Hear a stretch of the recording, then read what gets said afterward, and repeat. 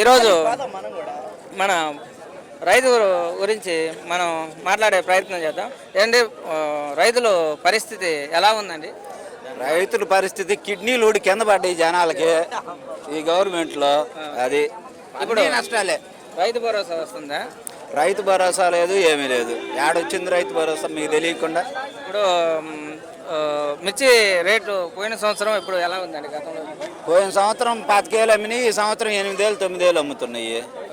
అన్నీ ఏ పైర్లు పెట్టినట్టునే ఉండయి. కందులు, శనగలు, మినుములు, పొగాకు అన్నీ డౌనే. మొత్తం అన్ని మార్కెట్ డౌన్ అయిపోయింది ఒక్కేళ్ళలోనే. ఇప్పుడు రైతు భరోసా ఏమైనా ఒక సంవత్సరం పడదండి మీకు?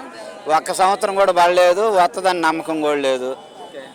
ఇప్పుడు మహిళలకి 40 సంవత్సరాలు పింఛన్ అన్నాడు. మీ ఇంట్లో ఏమనుకొని వస్తుందా? ఎవరికి ఏం రావట్లేదు, అసలు ఏమి లేదు. అసలు ఒక్క పింఛన్ తప్పితే ఇంకేమీ లేదు. ఇప్పుడు మరి మన రాష్ట్రంలో అభివృద్ధి అంటే అన్ని రాష్ట్రాలు జరిగితే లేదా ఒక అమరావతి జరిగితే? అమరావతి చేయాలని చూస్తున్నారు కానీ ఆ నీళ్లు కొట్టడమే సరిపోతుంది, చల్ల చెట్లు కొట్టడం సరిపోతుంది అంతే. అంతేగాని ఏం చేయలేదు. ఇప్పుడు సంవత్సర కాలంలో టీడీపీ ప్రభుత్వం వచ్చింది, కూటమి.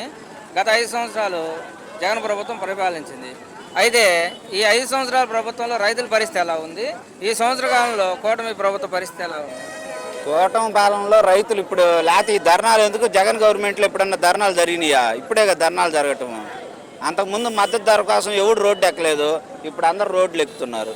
గత ప్రభుత్వంలో జగన్ ప్రభుత్వంలో పార్టీలకు సంబంధం లేకుండా పంట నష్టపోయిన వాళ్ళకి ఇన్సూరెన్స్ వచ్చింది. ఇప్పుడు చంద్రబాబు నాయుడు ప్రభుత్వంలో గిట్టుబాటు ధర లేనిది కూడా కాక పరిస్థితి, రైతుల పరిస్థితి దిగజారిపోయింది. దాని మీద మీ అభిప్రాయం ఏంటంటే? ఇన్సూరెన్సులు లేవు, ఏమి లేవు. అసలు రేట్లుంటేనే కదా ఏదైనా. రేట్లుంటే గవర్నమెంట్ గురించి పట్టించుకోరు, ఏ పైర్లకు రేట్లు లేవు. ఇప్పుడు చంద్రబాబు నాయుడు ప్రభుత్వం మళ్ళీ ఈ దఫ వచ్చిద్దంటావు 2029లో ఇంతటితో ఆగిద్దంట. ఇంకాడికి వచ్చేది, ఇంకొచ్చే పనే లేదు. చూస్తున్నారు రైతులు ఎలా ఆక్రోశంతో ఉన్నారు కూటమి ప్రభుత్వం మీద. పరిస్థితి ఎలా ఉంది రైతుల పరిస్థితి?